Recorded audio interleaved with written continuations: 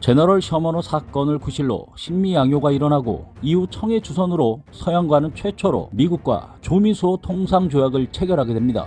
미국은 조선을 중국, 일본과 동등한 외교 파트너로 대우했고 미국의 우호적인 마음을 갖게 된 고종은 답례로 조선의 20대 젊은 초엘리트 청년 8명을 미국에 파견합니다. 통역과 안내를 위한 외국인 3명도 함께. 이들은 조선이 최초로 서양 국가에 파견한 외교 사절단 보빙사.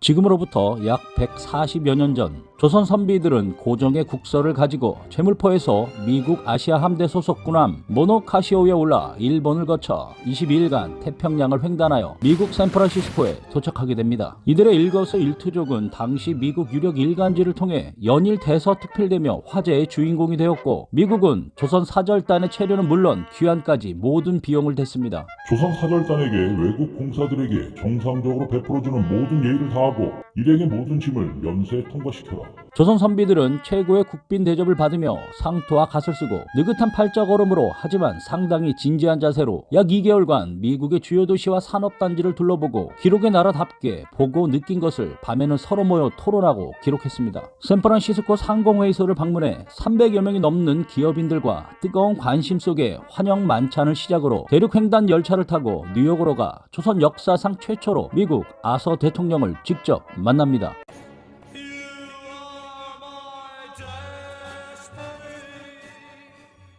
처음에 조선 선비들은 여러 명이 비슷한 양복을 입고 있어 누가 대통령인지 알아보지 못해 두리번거렸는데 아서 대통령이 먼저 악수를 청하려 다가오자 조선 선비들은 황급하게 바닥에 엎드려 큰절을 올렸습니다.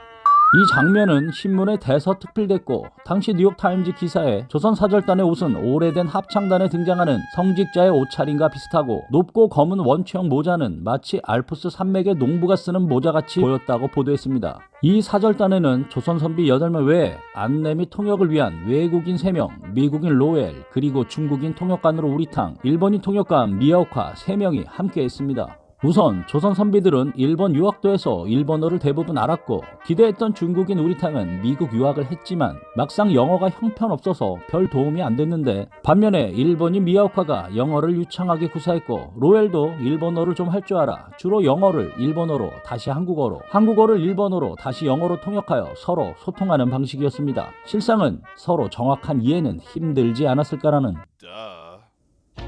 조선 선비들은 보스턴에서 국제 박람회를 둘러보고 극장에서 발레 공연도 관람하게 되는데 이들이 공연 내내 무표정하고 차가운 표정을 지었다고 현지 언론에서는 보도를 하게 되는데요. 아마도 갓을 쓰고 도포자락 휘날리면서 근엄하게 팔자걸음으로 발레를 보러 간 조선 선비들은 상당한 문화 충격을 받았던 것 같습니다. 이들 시선에서 조선이야 한복 입고 단아하게 춤을 춘다 하지만 발레는 허벅지가 드러나는 치마에 타이트한 레깅스를 입고 발을 벌쩍벌쩍 차올리니 과연 이를 바라본 조선 선비들은 어떤 느낌이었을지 상상만 해도 또 조선 선비들의 모습을 일거수일투족 지켜보는 기자들의 시선은 또 어땠을런지 이후 일정으로 뉴욕시 근교의 육군 사관학교를 방문하여 기병대 퍼레이드를 관람했는데 사관 생도들은 멀리서 조선 선비들을 보고 두루마기를 치마로 여겨 저들은 여자들이 남편도 대동하지 않고 홀로 왔냐라며 조선 선비들을 여자들로 착각하는 일도 벌어졌습니다. 그리고 이 당시 미국은 엘리베이터가 있었는데 웬 좁은 방에 무리하게 손님을 가두는가 했더니 순식간에 건물 꼭대기에 와 있고 밤에 길을 나갔더니 나처럼 환하게 만든 도깨비불 따르릉 소리와 함께 사람 목소리가 들리는 전화기 등 신세계를 목격한 조선 선비들은 엄청난 문화 충격을 받게 됩니다.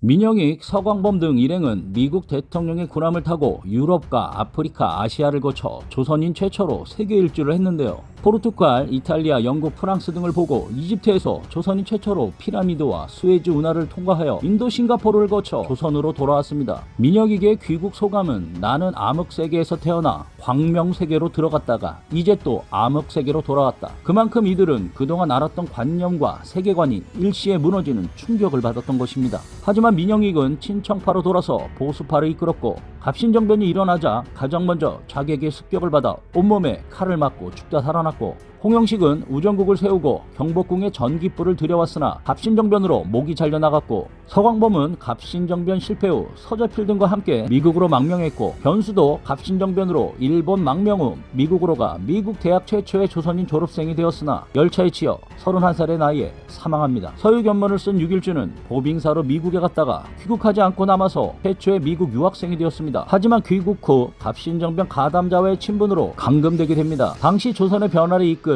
젊은 엘리트 세력은 이렇게 사라져갔고, 기대와 달리 미국은 조선은 중국과 일본에 굴종하여 단물 빠진 껌과 같다며 조선은 국익에 별로 도움이 되지 않는다고 판단했습니다. 미국의 외교 정책은 돌변했고 조미 수호통상 지역의 거중 조정 조항은 효력을 잃었습니다. 러일 전쟁 직후 1905년 7월 미국의 윌리엄 태프트 육군 장관은 일본에서 가스라다로 총리와 비밀 협약을 맺었습니다. 이른바 가스라 태프트 밀약. 일본은 미국의 필리핀 통치를 범하지 않고 미국은 일본의 한반도 지배를 인정한다. 즉, 이 합의로 일본은 조선에 대한 미국의 개입을 사전에 차단하고 강압적으로 을사조약을 체결했으며 미국은 이를 사실상 묵인했습니다.